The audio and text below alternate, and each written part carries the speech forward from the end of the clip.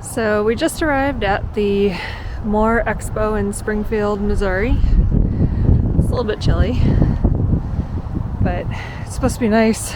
Not tomorrow, but Saturday and Sunday. It's Thursday now. Friday tomorrow is supposed to be a high of 49, low of like 20 or 42 and 29, something like that. Anyways, everybody's kind of rolling in, getting all set up. We've got Tyler joining us, and we're gonna relax in the shift pod with the fire pit going tonight. But they allow you to camp on the grounds, and we even have an electricity hookup even though we didn't need it, but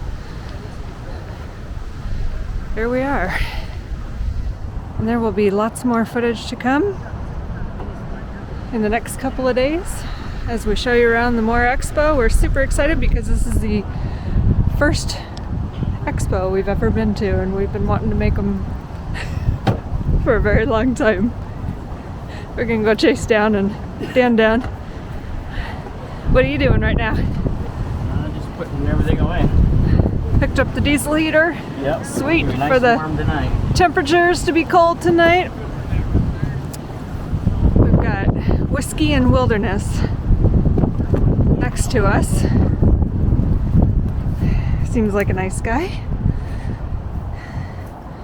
And then if you look inside, we're all set up and ready to go for tonight.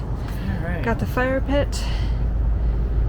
So anyways, wanted to show you around, and we'll be filming more later.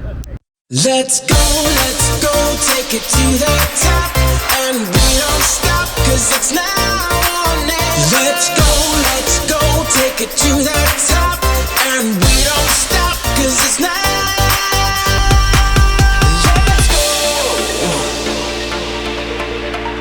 That's interesting. It's a little tiny thing. Yeah. see, Oh, that's interesting. 4K, That's fancy. and it fits in your pocket, which is really nice, so you can carry it around. So we're at Whiskey and Wilderness. Yep. And we do custom signs on the side, so as long, That's awesome. as long as we have the right material, we can get something done pretty quick for you. This is our hemp rope. It has paraffin wax infused to keep that rope waterproof. This is our striker, so you're basically trying to scrape the material off the striker to get you a hot spark. You do that into the rope, maybe it's performance anxiety. So that gives you your long match. You can take that, light whatever needs to be lit, your campfire, a stove, whatever it is. It's portable, not something that you just light and leave. So when you're done, you just pull that rope down to snuff it out. The rope has a 2-hour burn time, and our striker does about 15 to 20,000 strikes. So that's our fire kit. It's just that ability to get fire without liquid fuel. So you can put it in a glove box, put it in a pack. It'll be there when you need it. You're not going to rely on that little lighter to run out of fuel on you. That's pretty That's cool. what we do. That's our fire kit. Right on. Yep. Nice. What does run? Our fire kits are 30. 30? If you add a glass or a mug, it's 45. And we have cool shit hats and branded hats for 25. Awesome. And then you have a website also? Yep. We that right there. Perfect. Cool. So if people want to find you guys, Yep. they go there, and we'll put your link on the Yeah, I appreciate on the that. page, and then the one hiding over here. Awesome. Okay. I took the logo off because we never sent this one.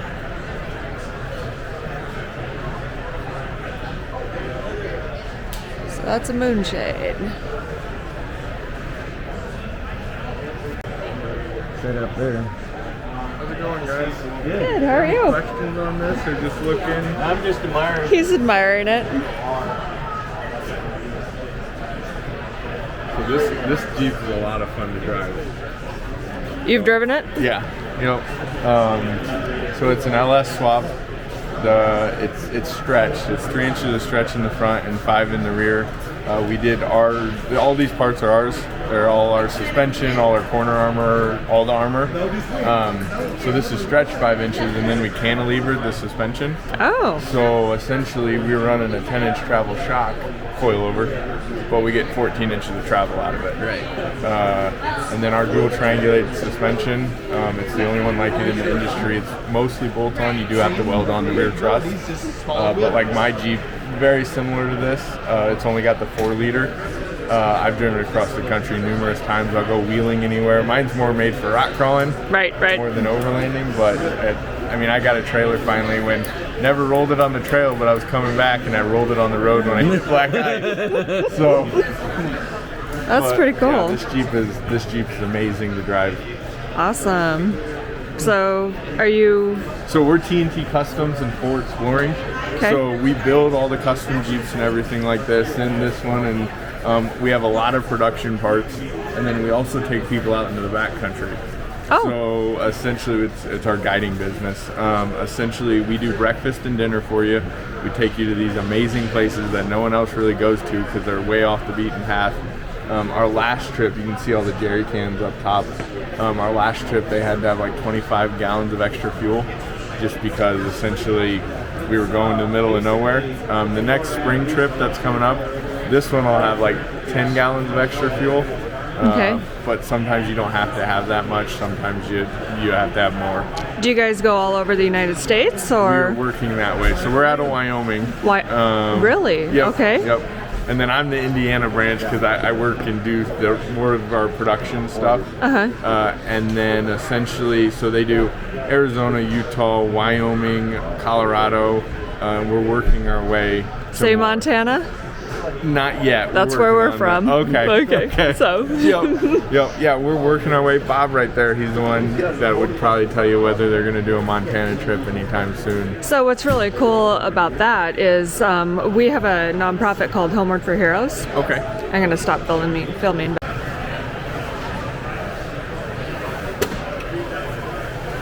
There goes Dan climbing in.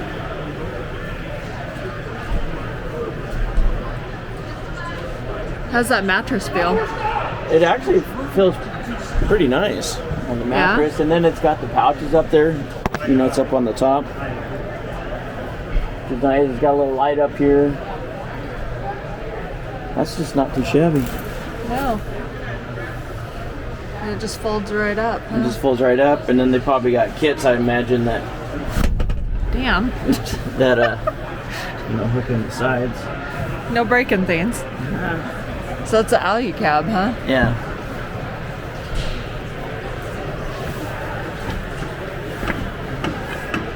Pretty sweet.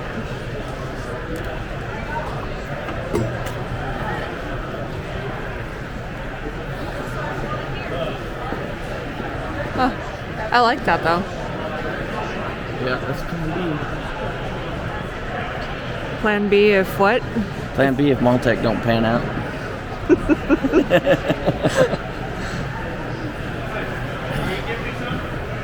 Yeah, that was his thing that we were just watching the other day. Overland Philosopher? Yeah, when he was talking about this whole event.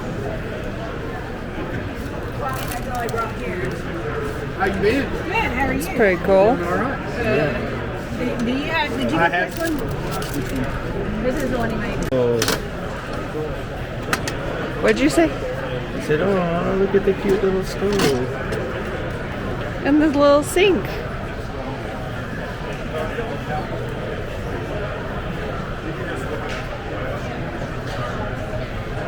Pretty cool.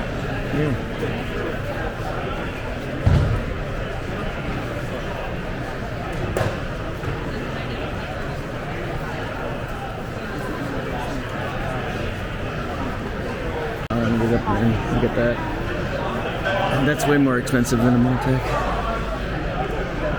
Yeah. Sign up for our newsletter and you get a free light.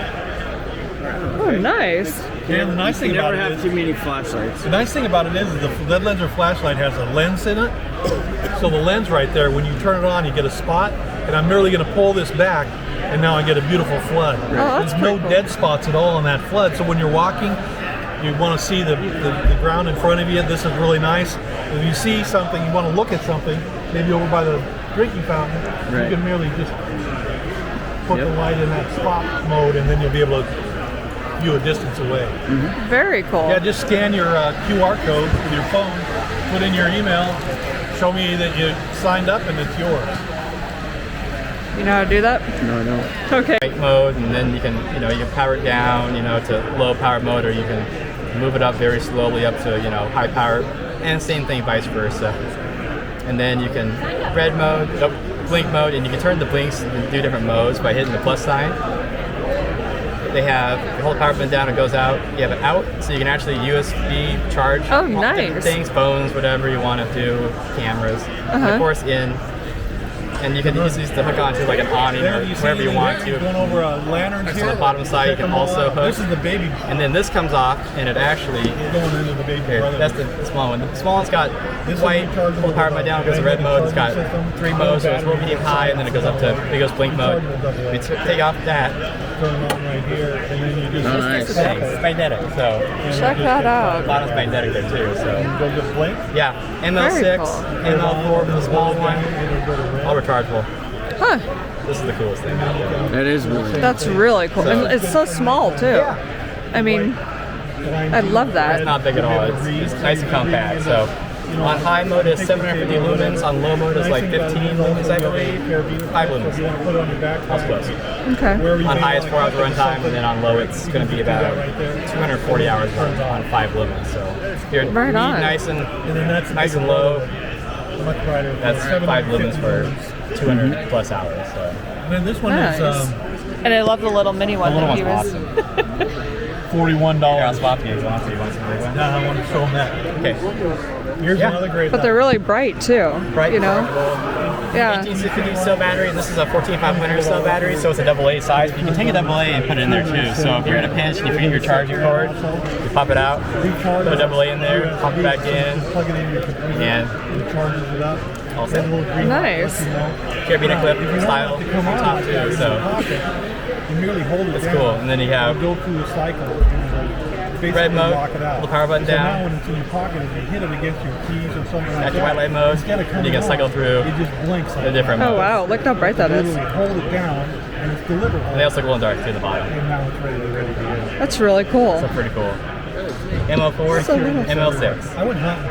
I'm gonna have to check these guys out. More than I mean, Yeah. I have access to everything here. Cool. Dude, I like this size. This would be the perfect Yeah, size. that's your size right there. This is what I need. Great. We put these in our backpacks when we go hiking and stuff. I mean, we just go, boop, and we put them in red mode, and then they last for. We don't have a runtime in the red mode, but they last Yeah, this is big. a long time. I think And about this a has week the or same. more on You red get a mode. real Just bright doesn't take much power to run The little it. one I just gave you. And same deal. yeah, we put this on our one right backpacks, pick them up. So it gets dark outside, we know where everybody's at in the trail. So here, you can see it's all cool. the way down to the Wow. end of the. That's a flashlight. X21R. But here's what I think. You know, also, you know, the public 3,000 lumens. defender type too. thing. This That one's too. chargeable on a USB. That Nice. That's pretty cool. This So yeah, it's 5,000 lumens. I won't turn it on, but I'll show you what our lens does. So you're in flip mode, then you pull this one's a little bit tight, it's brand new. But then you push it forward, and it's now focused, and then you can see it pull back, and that's flood mode. But then there's a It's kind of easier to see in the. Let's see where to go. It's easier to see in this one, so you can see our lens. So that's flood, and that's spot. When we first started, That's pretty cool. That's our claim to fame. we set them on a table at an end. All right, so LED lenser, check them out. The lens are 7-year warranty on all our products too. Your feet Awesome. grab the light, Yeah. and this is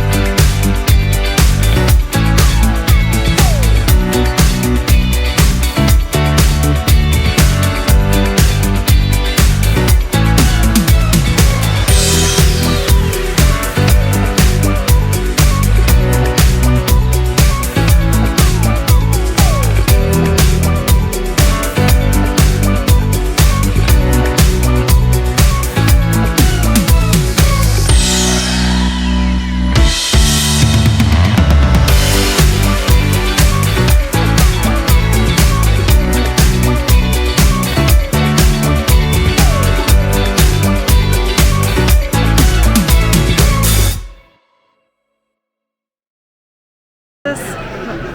Come trailer? Right. Okay. I know, they're down there.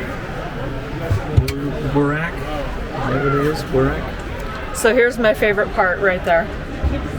That is awesome.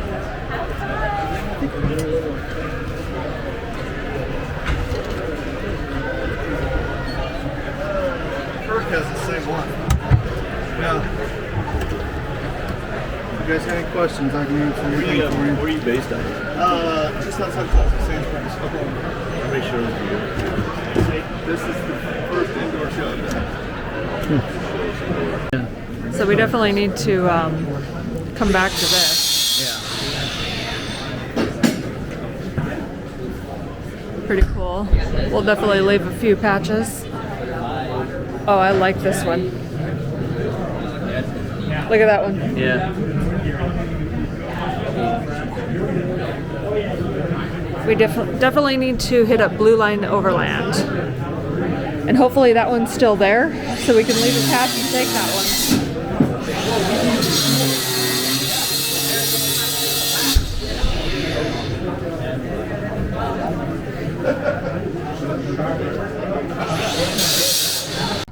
All right, so we got delayed a few days in Springfield due to having to do a minor trailer repair.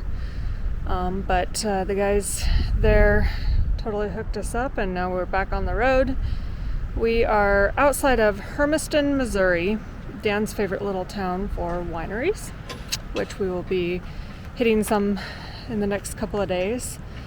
But right now we found this place in the Daniel Boone Natural Conservation Area or something like that. But all camping is free. It's a pack in, pack out. No amenities, but that's okay. We have everything.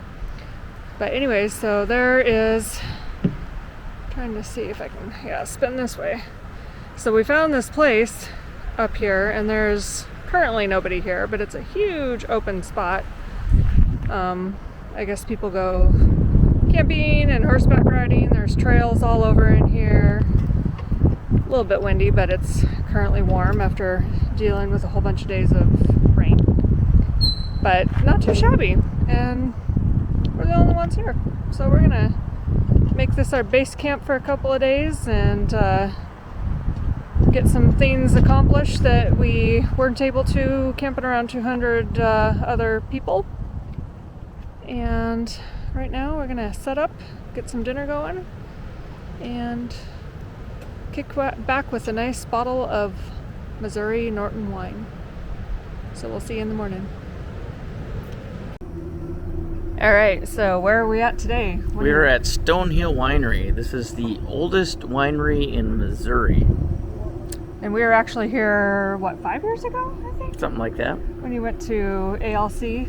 And so we ended up coming here again because this is probably one of our favorite wineries in Missouri. Yeah, they have a really cool wine tour. It goes through some of these, a lot of this, I mean, it dates back into the mid 1800s. And they had like this big cavern thing that they built inside the mountain. And it was their, what's the word I'm looking for? Storage for mushrooms. No, it was their wine cellar. But then with Prohibition, they ended up making, using it for growing mushrooms in order to get by at the time until I think it was 1960, if I recall right, is when they were able to start producing wine again.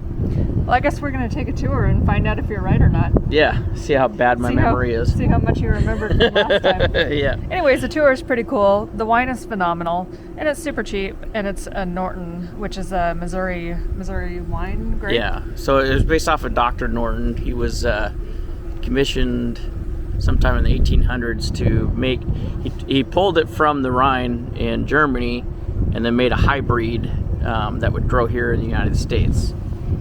And the other thing, if I recall right too, is that actually France, I was thinking in the late 1800s, had a big disease go through their grapes, and they had used the Norton to start their growing harvest again. So yeah, we'll get all the facts when we're inside. Exactly. We'll take you inside and show you around and hopefully get a tour. And regardless of what you guys get to see, we're getting some really good wine. Yeah.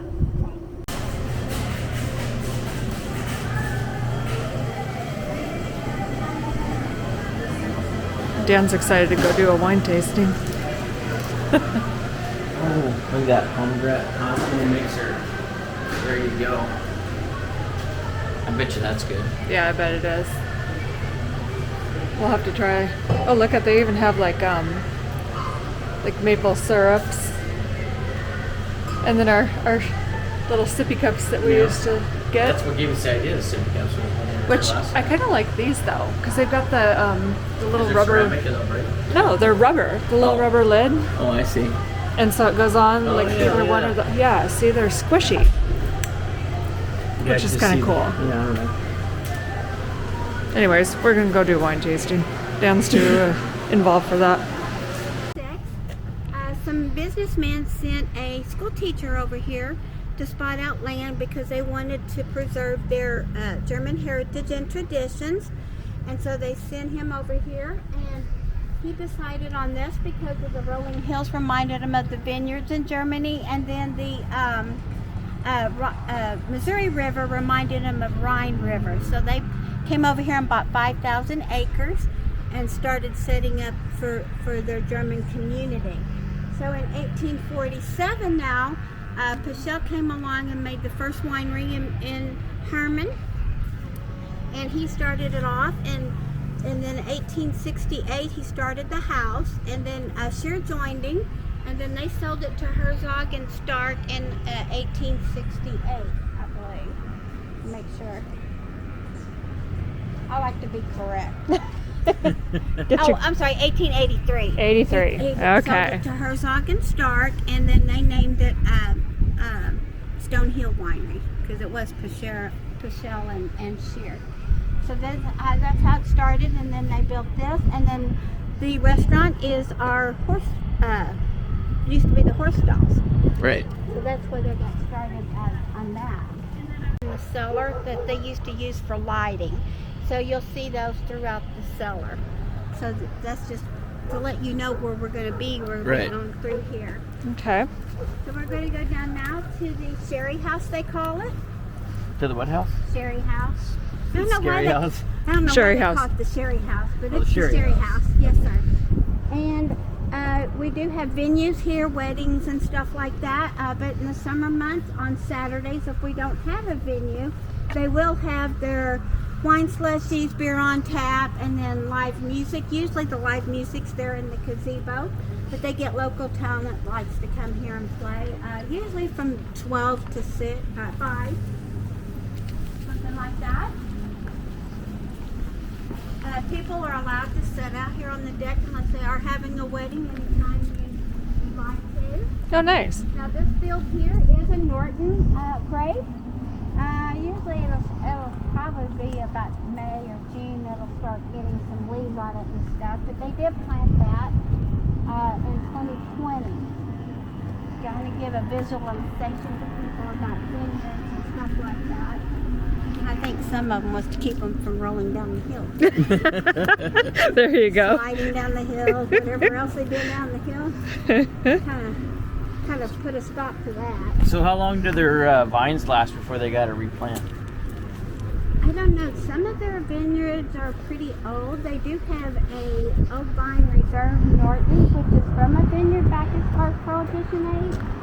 But I imagine that the vines last till whenever, unless something happens to them, if you take proper care of them.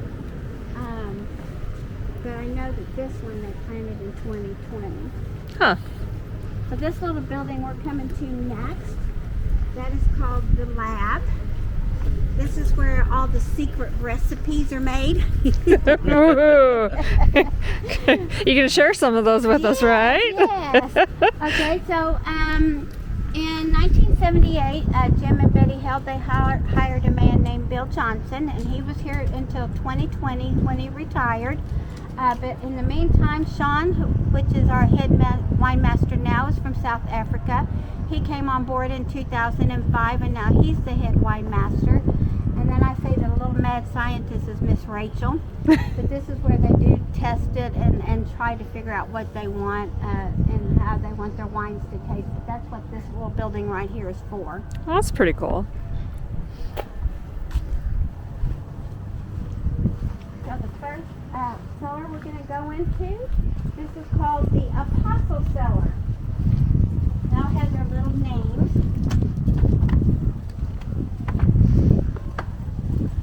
Oh, wow. Usually these tables and chairs aren't here, but they had that Norton dinner last Saturday. So, and make sure this is locked. Okay, here's the last one. Okay, now I got y'all locked in here. That's okay. We got plenty of wine. Yeah.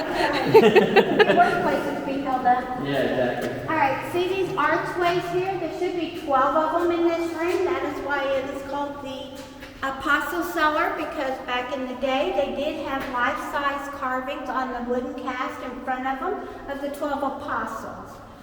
This arch is her film has gotten kind of sidetracked. It took them 25 years to carve out these arched. It's okay. These arched cellars, so they are the largest in North America. But these wooden casts that are in here now, this is actually the Norton that's stored in here. I forgot the wooden cast with the life-size carvings of the 12 apostles. In 1919, when Prohibition came, they did disassemble them, put them on the Hermann train, and nobody knows what happened to them since then. But I would have loved to have seen those. Oh, yeah, those that are would be beautiful. cool. Any carvings is beautiful to me. Oh, yeah. But this is the Norton in this one. They will age the Norton first in the barrels, then they will age the Chamberson, and then when they're done with the Chamberson in the oak barrels, they will age the port, that's what port is right here at the end of the hall. Okay. So but the Norton's in here. Some of it is American oak, some of it is European, like the French barrels. And then didn't they grow mushrooms or something like that in here too during the Prohibition? I thought I heard something like that. Yes. You're rushing ahead of the tour there. Oh, am I? I got my little flow with No, That's all right. You're correct. So now we're going to go up to what we call the 6,000-gallon tour, cellar.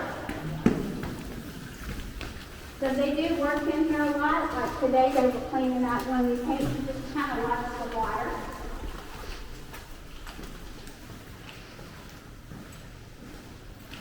As you can see, why they're called 6,000 gallons, pretty large. They do try to keep the temperature down here, 65 degrees. But you will notice some of these have different on the outside, like this one is. I'm surprised it don't have the jacket on it, but usually they have those on there. There is a natural occurring thing that happens when you're fermenting wine, and it's called tartrates. Some call them wine diamonds, some call them tartar, but that is a natural occurring, which it doesn't affect the taste very much, but it does affect the look of the wine. So what they'll do is they'll freeze the outside of the barrels or the tanks, and then it'll settle down to the bottom, and they filter it out. But this is the 6,000 gallons. So I have different ones. We do have like 7 varieties of grapes. But most of them will start here in the cool tanks. There's one of those holes, if you notice. Oh, yeah. You know, I was thinking the art cellar is taller, but I think this one's taller. Yeah, it does look a little. I don't know, maybe it's because it's a little narrower, it makes it look taller or something. I've noticed that. You see all kinds of those holes. Having these big tanks just straight out instead of all the barrels. Yeah. So they have 7 different varieties of grapes. Some of them are hybrid. They have the Norton, the Chamberson, the Traminette, Picatava, Moscato. I forgot all the ones I said. But they do have 7 varieties. They do have about 197 to 200 acres, all within a 14-mile radius. They do try to make all their wines from their own grapes, but if it's not possible, it's still locally owned grapes.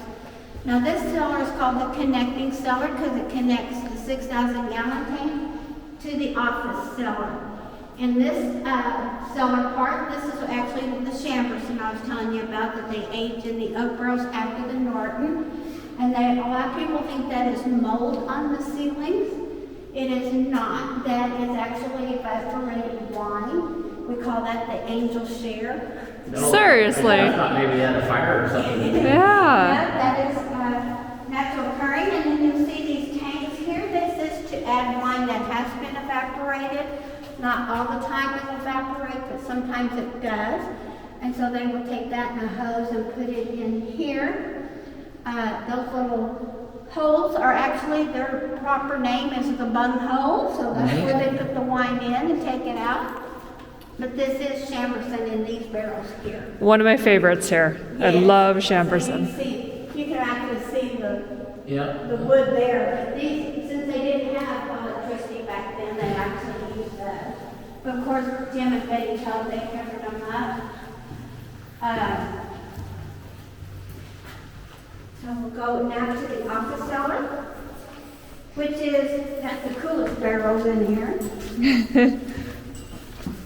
But I like old stuff. I like antiques and stuff. Oh yeah. We do too. Oh, look at this. So this is usually where I tell about the mushroom farm, which you're correct. In 1919, of course, Prohibition came and all that stuff, so they closed the winery. And they actually, in 1923, sold it to a man named Bill Harrison, which made it a mushroom farm till 1965. So it was a mushroom farm for 44 years. Then he approached Jim and Betty Held and asked them if they would like to make this a winery again to restore it. So they gave their try at it, and they started with that barrel and those two back there.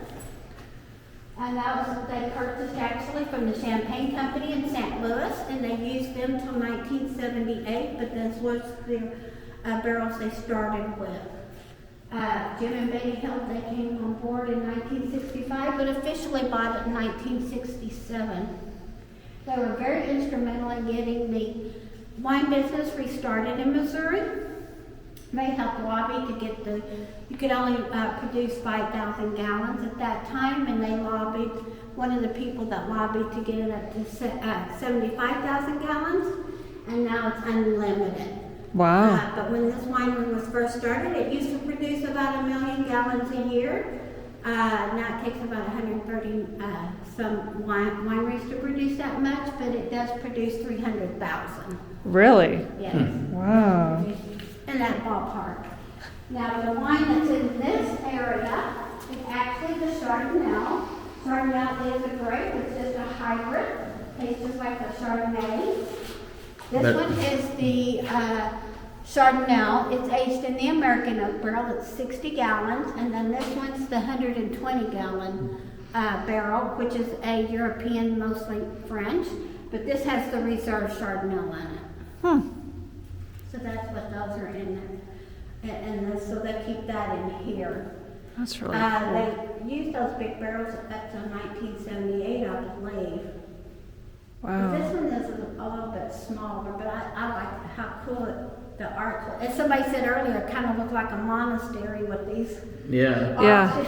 doorways and stuff like that. Yeah, that's really cool. But they said that these barrels, you would have to take this out and climb in there and wash them out. I'm like, I can't believe a 6-foot guy would fit in there. I just don't see it. They've never made you do it, right? No. I said, if a 6-foot guy, he must not have no booty. Because how would he fit Right into in that, here? exactly. But Jim and Betty took it over in 65. They said that, Miss Betty and the kids would get in there and clean it. But you'd have to wash it out because it would evaporate. And then you got to wash them out after you use them and stuff like that. So. Sure. But I was like, I'd have to see it. I'm from Missouri. You gotta show me. All right, Dad, climb in there. Yeah, go ahead, try it. I wouldn't even know how to open it. I know, But right? Anyway, that's pretty. That's pretty impressive. Yeah, it looks like you just gotta undo this because that's what's pulling it in. Yeah, I guess, and then just kind of screw it open. I guess. Maybe. I don't You still know. got to fit through that hole. It's just YouTube. I never noticed this. I guess they must have had a band around it. I guess. Oh, Straps yeah. and then bolted this in. Yeah. That's right. But they Okay. did do that. They officially bought it in 1967. A little fun fact though, actually more wine was produced in Missouri after Prohibition because every family could have up to 200 gallons of their own personal use. So actually production went way up during Prohibition. Didn't sell it, but you could make your own. Alrighty. But some of that was real tasty. Yeah, we tried making our own wine a few times. Didn't work out too well. It's amazing to me how much science is behind it to make a real, Right. you know, good wine. Oh, yeah. Yeah, ours didn't turn out too well. For me, it probably would have been fine.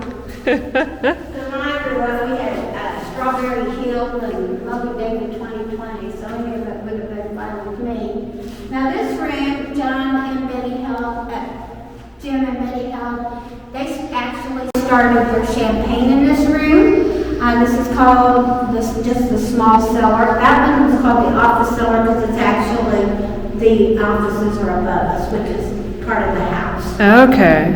This was the corking machine and the label maker that they used starting off. So now all that is done down at the end of the road here where the warehouse is. But they bottle it down there.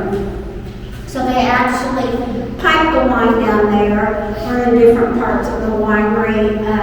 When we get up here, I'll show you where the press house is. The press house used to be where you came in to purchase your tickets. That used to be the press house. So it was the house and the press house together until 1998, I believe. Then they remodeled it, made it the store part, and then the press house is in behind it. Okay. But this used to be the champagne, and to process champagne, they would have racks in here, and you always had to keep the wine sideways.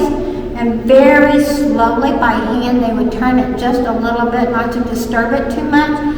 But it takes about anywhere from 3.5 years to make a bottle of champagne. But when it was ready, and they figured it was ready, they would freeze the neck of it, so all the yeast would go into the neck of it. Then they put it up real fast, and then all that yeast would come bubbling out, and then they would cork it. Okay. They used to have to do all that by hand. Now they do it down there in the warehouse. But Wow. yeah, that was a lot of. That's a lot of work. I would be going like, not disturb it, not disturb it. Turn it real slow. I bet that's pretty fascinating. Not to me, I don't know, but to me, the places I've seen, I would think this would have been the root cellar in the beginning, because it doesn't really look like a part of the wine thing. To me, it looks like a root cellar or a storm cellar or something like that, because the house is above us. So Yeah, I mean, definitely wine cellar, the way the cutouts are on the inside. But they might have served their personal wine and their food and stuff in here. Because that looks like it might have been a doorway. Like the big old doorways and stuff. But there's windows in here. I don't know. I would think it would be more like that. But that's just my imagination. I don't know. Right. I do know they made wine in here though at one time. That's And pretty it's got cool. that big heavy wood door. Yeah. That's a pretty thick door too. It is. And then if you look up there, way up there, there's the shape of a bottle light up there. Can't figure out how did that happen, but that's pretty cute. Huh. That's really cool. So do you have any questions about it? I think I covered it all. I think you did. We are on our 175th year anniversary, our happy demisemi-septennial. I said, now tell me the English word. They said, that is the English word. I'm like, oh. I just say 175. That's not cool. Yeah. No, that's, I will show you as we go up where you were at during the tasting. That is a part of the original house. Those pictures in there are of the original owners. This one was Pichelle and Cher joined them, and they sold it to Herzog and Stark. They don't have a picture of Bill Harrison up there, the mushroom guy, but they do have a picture of Jim and Betty held in there. So if Okay. you want to peek back in there, you can see those pictures. But And it was that wooden floors that is a part of the original house. And then I'll show you where the press house is now. Okay. When they first harvested. Cool.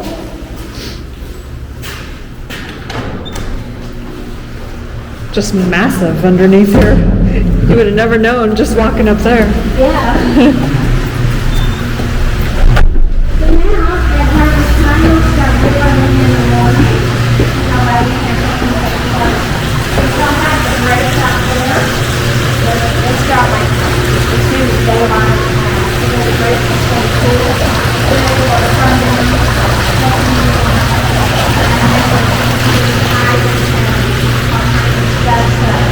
It goes down there to the workhouse, the moderate, or to the paint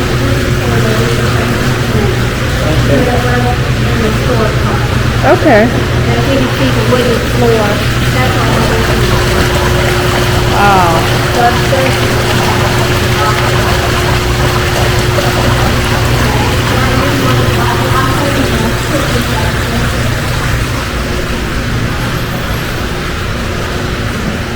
well, these animals, they did children in the time to go for the animals.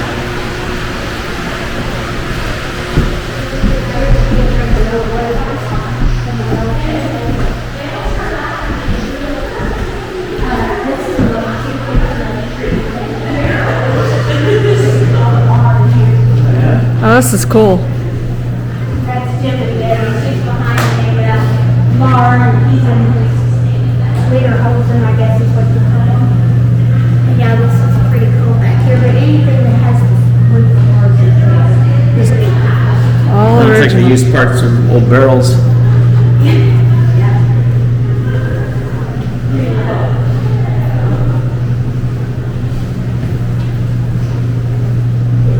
That's like an old wine or press, isn't it?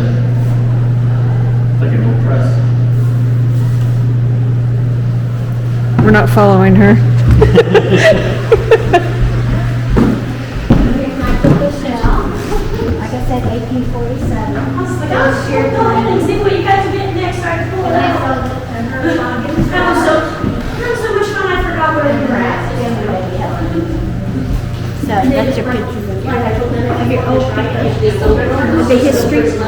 Right on. And you see the old equipment. But if you want to try and get it, let's just feel free to let me know.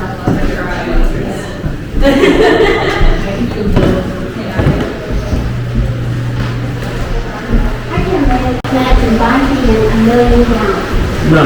a year. We must have had almost half a Hermann.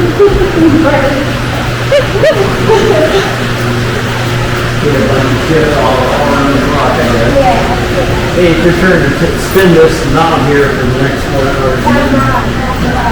We're going to move on to that other one there we're going to stomp around on. Well, if you need help find your wine or anything else, I would hand you over to Jonathan. I gotta go lock the cellars up since it was the last tour. Okay. But I enjoyed you all and keep up the good work. Thank you. Your Do you have any name? cards or anything? We do. Lisa? Thank you for the tour. Lisa, you got cards so I can look We you do, up? absolutely. All right. Here we go. Maybe. Maybe. Or something. Wrong side. Here we go. Wrong side. That's our non-profit All side. right. Yeah. All But then right. we also have our what's called the Honeymooners Offroad Adventures. Oh, really? And that's where we do the YouTube. Yeah, so we. Oh, cool. Yeah, so we do that. It's all expensive stuff over there. Every time I get in here, I want to buy everything. Yes.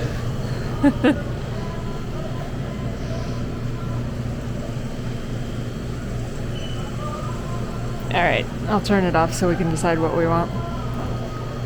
Unless you already know. I already know. You already know? Yeah.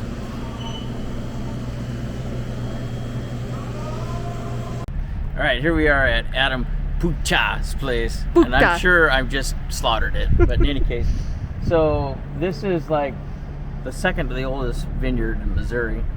Last time I was here, this little building right off over here, that was actually the original place where they made the wine, but it used to be they turned it into a wine tasting spot last time I was here. but now it looks like it's closed off, and they have this new building back here behind me. And then of course across the street here they got this like big thing that wasn't here either. So they're really getting uptown these days.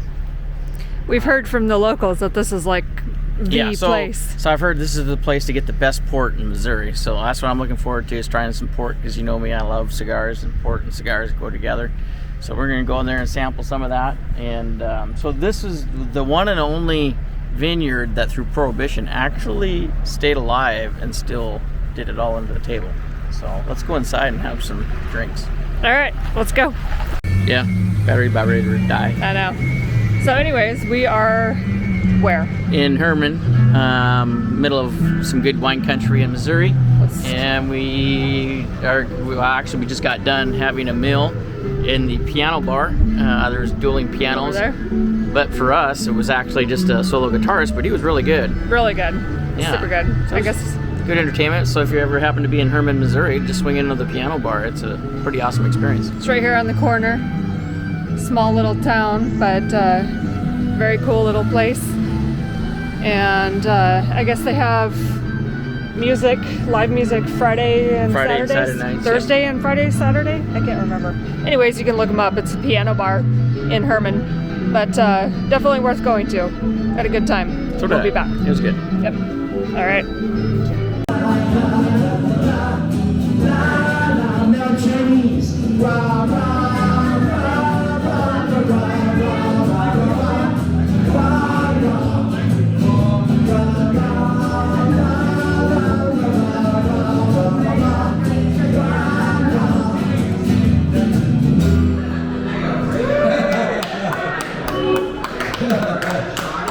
Let me switch guitars here.